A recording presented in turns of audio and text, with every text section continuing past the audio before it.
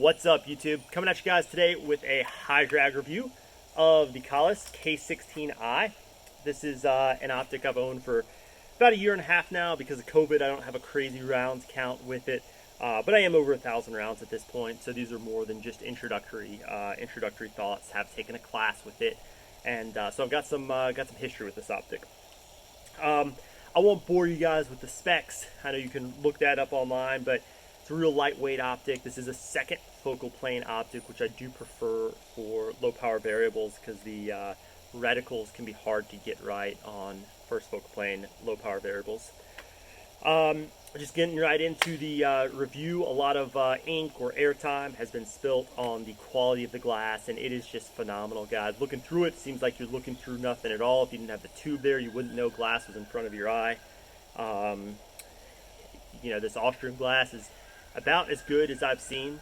I should say at the start of this, other optics I'm not so much comparing to, but I've owned and that are kind of framing my opinions of low power variables: the Nightforce NX8, a Trijicon AccuPower, and then also the US Optics SVS 1-6. Just for some frame of reference of what I'm comparing it to or have used extensively in the past.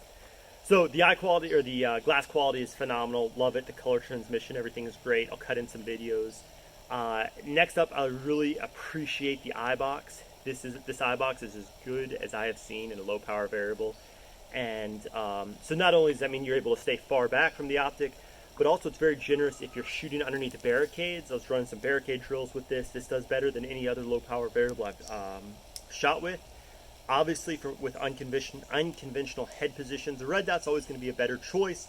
But if you are running a low power variable, the Kahles is great when you're getting into unconventional positions to shoot underneath barricades, shoot through low holes, shoot underneath cars, whatever, logs out here in the woods. If you're shooting in weird positions, the Kahles is very forgiving as far as if your eye isn't perfectly looking down the center of the axis. So, love that about it. The illumination of the reticle is not as bright as I would say the Razor is. Haven't spent much time with the Razor, but just looked through a couple. You do have the whole horseshoe EOTech style reticle, and that is all illuminated as opposed to just a single point. So I do think that possibly that's why it's maybe not quite as bright.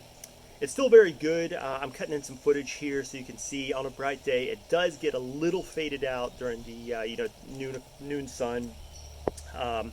In the video it looks worse than what it is in real life. You do see the reticle better, I think, than what my camera was able to capture it there. But it does get slightly washed out on the brightest part of the day, cloudless days. Next up, the windage and elevation caps. These the turrets are capped. Some people love that. I personally, if I'm gonna be shooting past 300 yards, and if it's not just getting a quick shot off on steel, I would prefer to have exposed locking turrets, kind of like what the Trijicon AccuPower has. I really appreciate those turrets. I'd rather dial my elevation rather than hold it, me personally. I think a lot of people are fine with just holding, and that's not an issue, and they like the capped turrets on low power variables, but that's not me. So I do wish these were exposed with locking mechanism. The dial for the illumination, I like the Razor style where you've got the off position in between each number on the way up. This is just a smooth, not numbered, but you just spin it, and as you spin it, the brightness slowly increases. Not great, but not bad either. That leads me to really my one con for this optic, which is the cap for the battery compartment where the battery is stored. The contacts in the battery terminal are they're weak. There's only a couple of them. The battery is not super secure in there. So the only time I've had anything that I'd call like a failure with this was I was running up into a barricade, slammed the rifle into a barricade as I was running up, and the reticle shut off. Now I was still able to run my drill. I thought my battery had died, but as I went back after the drill, turned the optic off and back on, the reticle came back on, and then it ran fine for the rest of the day. But the contacts that hold that battery and the battery terminal, battery box, whatever you want to call it, they are kind of weak, and so that can lead to the optic shutting off with a big enough jolt. Lastly, how's the durability of it? Other than what I just said, I haven't had any issues with the durability. I've heard rumors online about the Kahles not being the most duty worthy as far as the durability goes. I haven't actually seen any reports of them breaking, so it just seems like vague rumors at this point. I wanted to test it out, so I did do a drop test. I don't think the drop test necessarily proves anything, but just kind of a data point for you. Can it survive a shoulder height drop onto asphalt? I'm going to cut in that footage now. Last thing I will show you, I just realized, didn't see it at the time, but my mod light head actually got broken during the drop test, so still shines just fine, but did manage to splinter up the glass pretty good there. Guys, thanks for watching. Enjoy the couple of drops in the drop test, and stay tuned. Let me know what you think. So I'm going to back up so I can get in frame, let you guys see.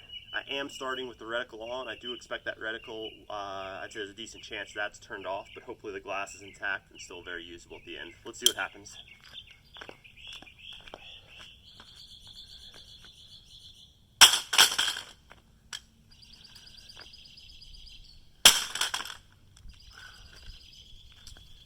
Actually the reticle is still on. Let's let you guys take a peek there. Wonderful. And we're gonna head over here. I've already shot a 5-round group prior to the drop test. I'm gonna do another one here. I am just using crappy steel case ammo, so it's not gonna be a super tight group, but it should at least let you know that we're still on. If I can get this to focus, there we go.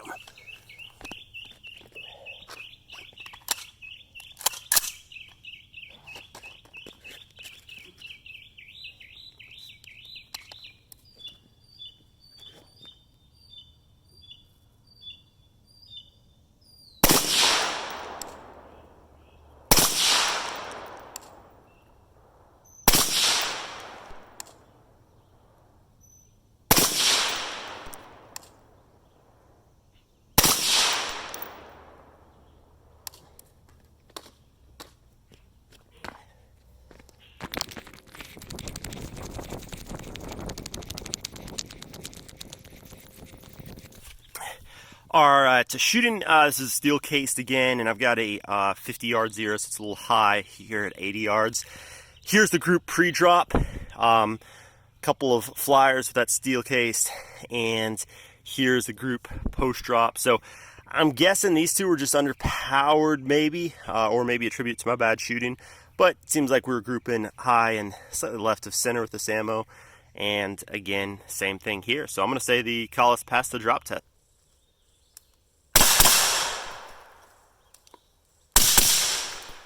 Hey guys, just wanted to end the review saying I tend to be fairly critical of things that I'm reviewing because I think that's helpful.